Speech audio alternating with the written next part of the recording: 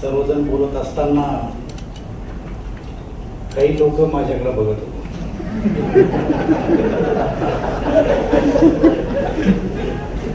पण मी एवढं सिरियस ऐकत होतो की तुम्हाला सगळ्यांना वाटते की सगळ्यात जास्त मला समजतं.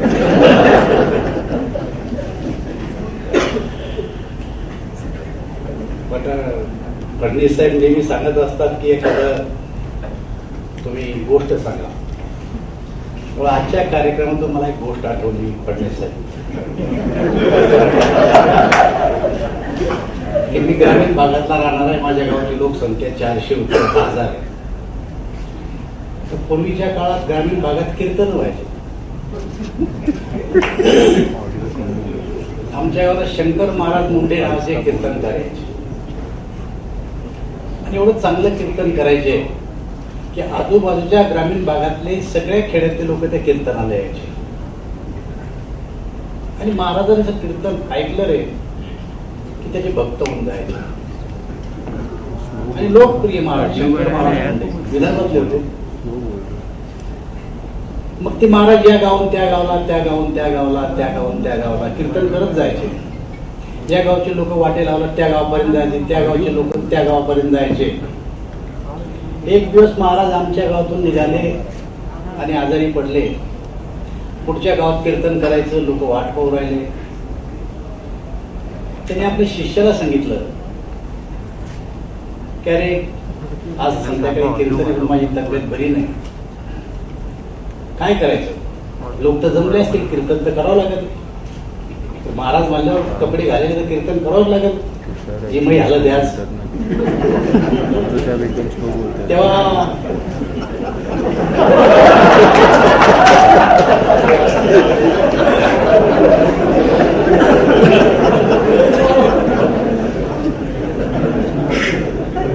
त्या शिष्यानं सांगितलं की महाराज गेले 30 वर्ष मी तुमच्या सोबत आहे. जसं कीर्तन तुम्ही करता जसं तसं कीर्तन मी करू शकतो, पण तुमचा माझ्या भरोसा बसला पाहिजे. अरे म्हणले कमाल आहे, मग इतका चांगला शिष्य जर पटाईत झाला तर मला आनंदच, मी गुरु आहे तुझा. आणि मग म्हणले असं करा, त्या पुढच्या नाल्यामध्ये जाऊ, तुमचे कपडे मला द्या महाराजाचे आणि माझे कपडे शिष्याने तुम्ही द्या. महाराजांनी गोष्ट मान्य केली. महाराजाचे कपडे शिष्याने घातले, शिष्याचे कपडे महाराजांनी घातले. गावाला महाराजांचं स्वागत झालं. रात्री कीर्तनाला सुरुवात झाली. कपडे तर घाललेच होते.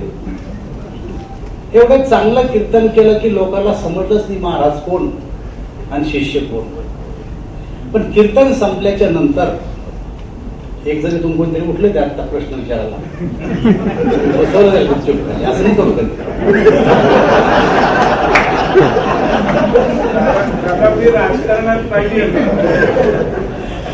कीर्तन संपत आलं आणि एक जण उठला, म्हणजे महाराज कीर्तन तर एवढं चांगलं झालं, पण कीर्तनातून 2 प्रश्न निर्माण झाले. त्या प्रश्नाचं उत्तर तुम्ही मला दिलं पाहिजे. आता हा पट्ट्या तो कोण असतो मला माहिती. त्याला 2 प्रश्न विचारले. प्रश्न ऐकल्यानंतर तो महाराज म्हणला की एवढ्या छोट्या प्रश्नाचं उत्तर मी देणार नाही, माझ्या शिष्याला विचारा कशी. आता तुम्हाला जरी बँकेमधून काही प्रश्न निर्माण झाले असं मला विचारला तरी 2 प्रश्न.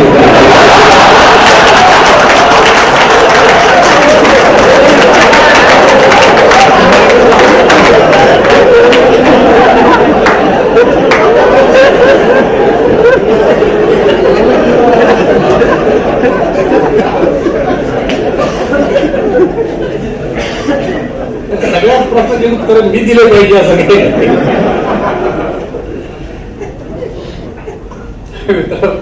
मला साऱ्या अर्ध्या सभेमध्ये जेली असं होत आहे.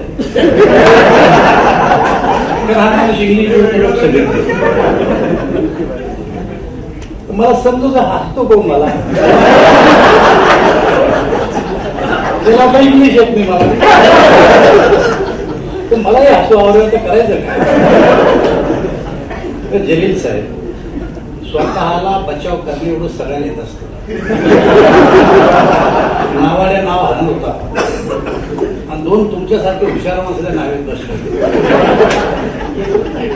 होते का पुरी बाजूला. संध्याकाळची वेळ. नावाड्या म्हणजे काय शिकलेला थोडा असतो, पण अनुभवी असतो. नाव कशी चालवायची त्याला कळली.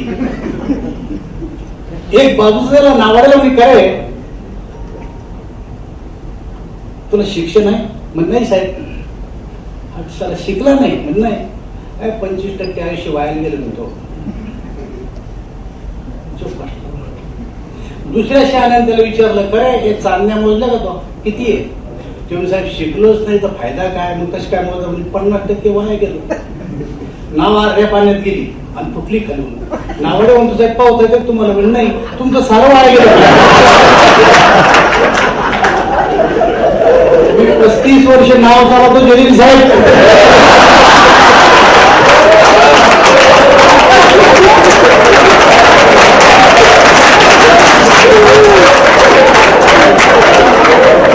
तुम्हाला 3 वर्ष घासायला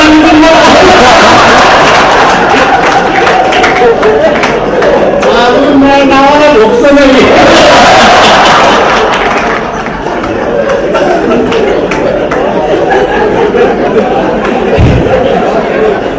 तुमच्यासाठी एक किस्सा शिल्लक सांगावा लागला.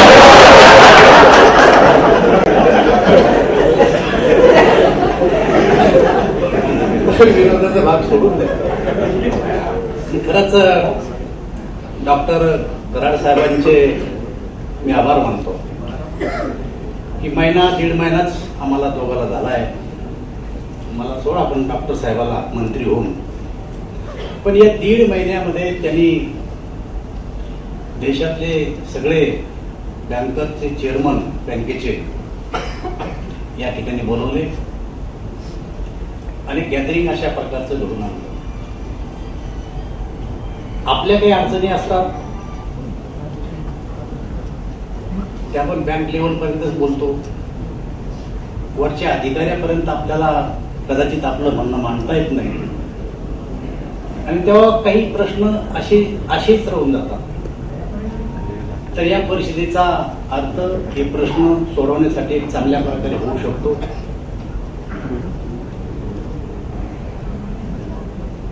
आमचे उद्योगपती ओगले साहेबांनी सांगितलं की संभाजीनगर हे जे शहर आहे हे पुढच्या काळामध्ये या राज्यातलं एक मोठं औद्योगिक शहर होणार आहे. देवेंद्रजी फडणवीस या राज्याचे मुख्यमंत्री असताना ते आपल्या भाषणात नेहमी सांगायचे की गावाशी गावं जोपर्यंत जोडल्या जाणार नाही, दळणवळणाची साधनं उपलब्ध होणार नाही, तोपर्यंत त्या गावाचा विकास होणार नाही. पण या उद्योगपतीला जर आपण राज्यामध्ये पाचारण करायचं असलं तर तो उद्योगपती मुंबई, ठाणे, पुणे, नाशिक याच्या पलीकडे जायला तयार नव्हतं. ठाणे, पुणे, मुंबई, नाशिक, नागपूर, संभाजीनगर या मोठ्या शहरामध्ये कोणी यायला तयार नव्हतं. कारण कोणत्याही उद्योगपतीला आपलं हेड ऑफिस पासून 2-3 तासाच्या अंतरावर जाता यायला पाहिजे अशा ठिकाणी उद्योगपती जायला प्राधान्य देतो आणि त्यामुळे संभाजीनगरला 6-7-8 तास लागते, त्यापेक्षा जास्त नागपूरला लागते. मग अशा परिस्थितीमध्ये ह्या ठिकाणी उद्योग येतील कशासाठी? म्हणून त्यांनी कल्पना केली की समृद्धी महामार्गासारखा एखादा चांगला महामार्ग जर केला तर कोणताही उद्योगपती हा संभाजीनगरला जाऊ शकतो, हा नागपूरला जाऊ शकतो. त्या कल्पनेतून हा समृद्धी महामार्ग झाला आणि ज्या ओळसपासून समृद्धी महामार्ग झाला तेव्हापासून लोकांच्या, उद्योगपतींच्या अशा अपेक्षा या संभाजीनगरकडं आणि नागपूर मध्ये अमरावती अशा ठिकाणाकडं जायला आता तयार झाले आहेत. कारण उद्योगपती सुद्धा कमी पैशात लेबर असावं पाहिजे असतं, कमी पैशाची जागा असावं लागते. मराठवाडा आणि विदर्भाला त्यांच्याच काळामध्ये विजेमध्ये सवलत दिली होती, म्हणजे वीज स्वस्त, लेबर स्वस्त, जमीन स्वस्त अशा ठिकाणी जायची इच्छा आहे.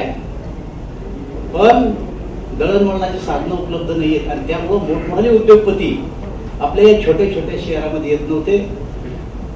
आता मोदीजीचं सरकार आहे, नवीन मोदीजींनी उद्योगासाठी सवलती जाहीर केलेल्या आहेत. कोविडचा काळ असताना सुद्धा उद्योगाला चालना यावं, एमएसएमई असो किंवा अन्य उद्योग असो, नवीन योजना जाहीर केल्या आहे आणि त्याचा फायदा मला असं वाटतं की उद्योगाला झाला.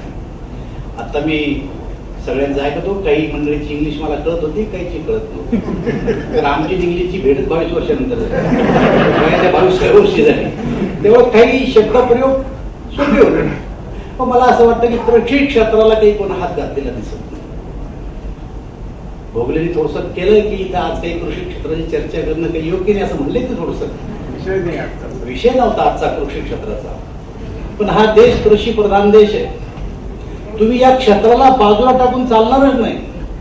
आज ठीक आहे उद्योगावर तुम्ही चर्चा केली, परंतु शेती क्षेत्राच्या सुद्धा काही अडचणी आहेत, ग्रामीण भागाच्या सुद्धा काही अडचणी आहेत. डॉक्टर कराड साहेबांनी सांगितलं की आता ह्या ज्या बँकेच्या विलिनीकरणानंतर किंवा त्याच्यानंतर ग्रामीण भागातल्या शाखा बंद झाल्या, त्यांचे लायसन्स आहे अजून, तर शाखा बंद झाल्या आणि त्यामुळे ग्रामीण भागाची मोठ्या प्रमाणात अडचण ओळखली. मला असं वाटतं याचाही विचार कराड साहेब केव्हा तरी एखादी बैठक घेऊन दिल्लीच्या स्तरावर का होत नाही आपण केला पाहिजे आणि ग्रामीण भागामध्ये बँकांचं नेटवर्क उभं केलं पाहिजे. आज अडचणी भरपूर आहेत, तुम्ही म्हणता तसं आज तो विषय जरूर नाही, पण हे क्षेत्र बाजूला सोडून चालणार नाही. आज आपण जर बघितलं तर महाराष्ट्रामध्ये आता DMIC, या देशामध्ये DMIC सगळ्यात जास्त भूसंपादन जर कुठं झालं असेल तर ते औरंगाबादला झालं, संभाजीनगरला झालं. सगळ्यात जास्त भूसंपादन झालं. उद्योग यायला सुरुवात झाली. प्रधानमंत्र्यांनी या ठिकाणी एरोक सिटीचं उद्घाटन सुद्धा केलंय. म्हणजे एवढं फास्ट ग्रो होणारं शहर, मला असं वाटतं की आता महाराष्ट्रामध्ये दुसरं कोणतं नाही आहे. जमीन उपलब्ध आहे, लेबर उपलब्ध आहे, सगळ्या गोष्टी उपलब्ध आहे आणि अशा शहराकडं बँकर्सनी आता लक्ष देणं गरजेचं आहे. बँकरनी लक्ष देणं गरजेचं आहे. त्याचं कारण असं आहे की एक काळ असा होता की बँका दारोदार डिपॉझिट गोळा करायला फिरत होत्या. आज आम्ही काही बँकात जातो तर बँकेच्या बाहेर बोर्ड लावलेले आहेत, डिपॉझिट स्वीकारल्या जाणार नाही. मी डोंबिवली अर्बन बँकेमध्ये पाहिलं तरी डिपॉझिट स्वीकारल्या जाणार नाही. त्याच बँकेमध्ये मी 5 वर्षापूर्वी अगोदर गेलो होतो कारखान्याचं कर्ज मागायला, तेव्हा डिपॉझिट पाहत फिरत होते आणि नंतर डिपॉझिट स्वीकारल्या. ही परिस्थिती निर्माण झाली बँकांची. काही काही ग्रामीण भागातल्या सहकारी बँका तर एवढं डिपॉझिट झालं की त्या डिपॉझिटमुळे तोड्यात चालल्यात, कारण कोणी घेणारच नाही. आणि जर ते घेतलेलं डिपॉझिट जर त्याचं व्याज भरायचं असेल आणि ते जर वाटल्याने गेलं तर काय करायचं? बँका कर्ज द्यायला तयार आहे, बँकाजवळ पैसा भरपूर आहे, पण बँकेला सुद्धा चांगल्या ग्राहकाची गरज आहे. तर चांगला ग्राहक शोधून सापडत नाही, अशी प्रकारची परिस्थिती. आता आम्ही वरती गै बसलेले, तुम्ही पैसे मागता बँकांना, आम्ही तर नुसता फोन केला की रावसाहेब दानवे खासदार बोलतो, तर ते फोन ठेवून देते बँकेवाले, कारण पैशाची पसंत नाही. आपने ऐसा बोला इंडियन बैंक चेयरमैन साहब कि स्टील इंडस्ट्री के बारे में आपने बोला, कभी स्टील इंडस्ट्री, कभी शुगर इंडस्ट्री, इसके लिए आप लोन देने में जरा हार ना करते. क्यों? कि उसका जरा ठीक नहीं चलता, 2-2, 3-3 साल हो स्टील इंडस्ट्री का. तो कभी जानने का नाम बहुत अच्छा है आपको, जानना अच्छा चल रहा है, मुझे अभिमान, जानना अच्छा चल रहा है. लेकिन जैसे स्टील इंडस्ट्री को कभी कभी लोन देते नहीं और फिर 3 साल के बाद देना शुरू कर देते. चीनी मिल को लोन देते नहीं. एक साइकिल है चीनी मिल की, 3 साल अच्छे 3 साल बुरे, 3 साल अच्छे 3 साल बुरे. कभी चीनी को देते, कभी देते नहीं, कभी देते, कभी देते नहीं. वैसे स्टील को करते, लेकिन एमएलए एमपी को कभी देते नहीं. पॉलिटिकल लोगों को लोन देने में बैंक इंटरेस्ट नहीं है. अब क्या ये छोड़ना तुम्हारी लाइन में आके बैठना ये भी ठीक नहीं चलेगा हमारा. तर मला असं वाटतं की बँका पैसे द्यायला तयार आहे, पैशाचं रिपेमेंट व्यवस्थित करा. चेअरमन साहेबांना सांगितलं की तुमचा प्रोफाईल नीट ठेवा. अगर तुमचं इन्कम टॅक्स नीट भरता, सगळ्या गोष्टी नीट करता, तर बँका तुम्हाला पैसे द्यायला तयार आहे. आणि त्यातल्या संभाजीनगरमध्ये उद्योग, जालन्यामधले उद्योग एवढे मुडीत निघालेले उद्योग नाहीये. इथं आलेले असलेले उद्योग त्या मनाला पुण्यातली गोष्ट तुम्ही विचारू नका. उद्योग चालणं अवघड आहे. भोगले साहेब तुम्ही पुण्यात जाऊन उद्योग टाकू शकत नाही. तिथले लोक म्हणतील त्यांना काम द्यावं लागतं तुम्हाला. इथं तसं नाहीये. इथं एक दगड मारत आम्ही सगळेजण धावून येतो तुमच्यासाठी, इंडस्ट्रीवाल्यासाठी. आपल्याकडचं वातावरण चांगलं आहे, आपल्याकडचं वातावरण चांगलं आहे.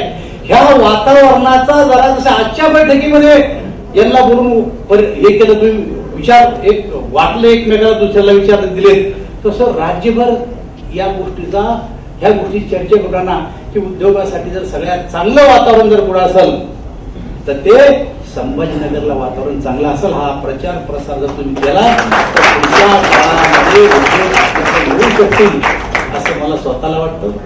आजच्या या परिषदेच्या निमित्तानं एक चांगलं वातावरण तयार झालं. या वातावरणाचा फायदा घेऊन आपण अजून पुढच्या काळात काही गोष्टी करू. काही मित्रांनी असं वाटतं की मी तर रेल्वे मंत्री, रेल्वेचं काहीच बोलत नाही, तर माझं मानून तुमच्या एवढं फायदा काय, गरज पडली तर आपण पुन्हा एकदा बैठक घेऊ. पण या ठिकाणी तसं मी आपल्याला सांगितलं की गावाशी गाव जोडल्याशिवाय त्या भागाचा विकास होत नाही. तसं रेल्वेचं सुद्धा एक नेटवर्क आहे.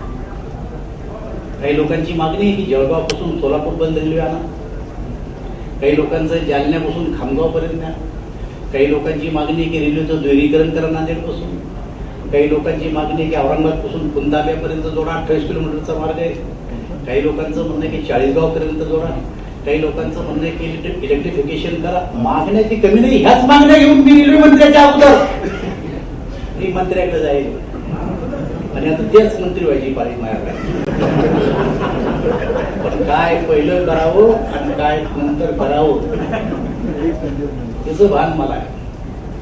आणि जर मला नाही समजलं तर मला सांगणारे, समजावणारे, त्यांचं मार्गदर्शन घेण्याची सुद्धा माझी तयारी आहे. आता तुम्ही समृद्धी महामार्गाचा प्रश्न निर्माण केला.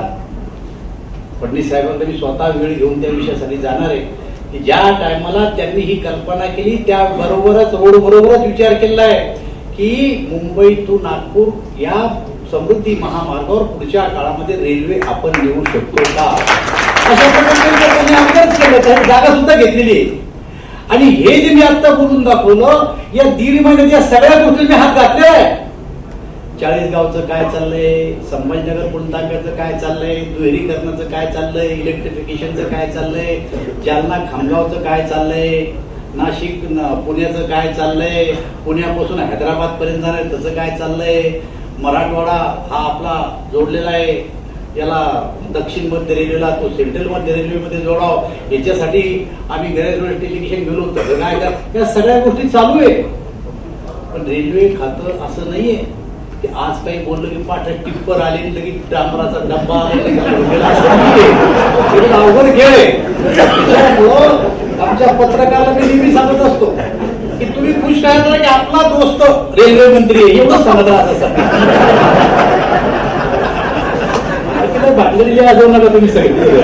आपला मित्र रेल्वे मंत्री आहे आणि मी काही चूप बसणार रेल्वे मंत्री नाही. रेल्वेबरोबर कोयला मंत्री मी आहे. या देशात जो कोयला मंत्री त्याला पाठच समोर बनावं लागतं, काही झालं का काल म्हणून. आणि तेव्हा सगळ्या गोष्टीला हात घालून महाराष्ट्राच्या वाट्याला जास्तीत जास्त काय येईल याचा प्रयत्न मी पुढच्या काळात करणार आहे. मी एक प्रेझेंटेशन तयार केलं की मुंबईपासून नागपूर पर्यंत समृद्धी महामार्गाने आपल्याला जर रेल्वे न्यायची असेल तर काय करावं लागणार. त्या 38% जागा आम्हाला या मार्गाच्या व्यतिरिक्त सुद्धा घ्यावं लागणार आहे. पण ती 38% जागा कशी, मी विचारलं त्यांना. किंवा समजा संभाजीनगर आहे तर जो समृद्धी महामार्ग चालला त्या समृद्धी महामार्गाने रेल्वे जाता येत नाही, कुठून तरी मागच्या बाजूला काढावं लागते, ती पुन्हा स्टेशनला आणावं लागते, पुन्हा शेंद्रे जाऊन जोडावं लागते. अशा ज्या मधल्या जागा आहेत अशा 38% जागा आपल्याला घ्याव्या लागतात. आणि त्यांनी जे मला दाखवलं 2.25 तासात मुंबईपासून तर संभाजीनगरला ट्रेन येऊ शकते जर प्रकल्प होणार आहे. मला असं वाटतं की याच्यात मी हे डॉक्टर साहेब हे प्लॅनिंग मी देईल, पैसा डॉक्टरला द्यायचा आहे मला. मी कशाला त्याच्या काय गुंतवून घेऊ. त्यामुळे पुढच्या काळामध्ये डॉक्टर आहे, मी आहे, तुमच्या सगळ्यांच्या अपेक्षा आमच्या दोघांकडून आहे. ही गोष्ट खरी आहे की या अपेक्षा पूर्ण करण्यासाठी जरी कितीही अवघड असल्या तर तुमच्या सगळ्यांच्या आशीर्वादानं या अपेक्षा आम्ही पूर्ण करू, एवढंच वचन मी तुम्हाला आजच्या प्रसंगी देतो. मी माझं 2 शब्द. एबीपी माझा, उघडा डोळे बघा नीट.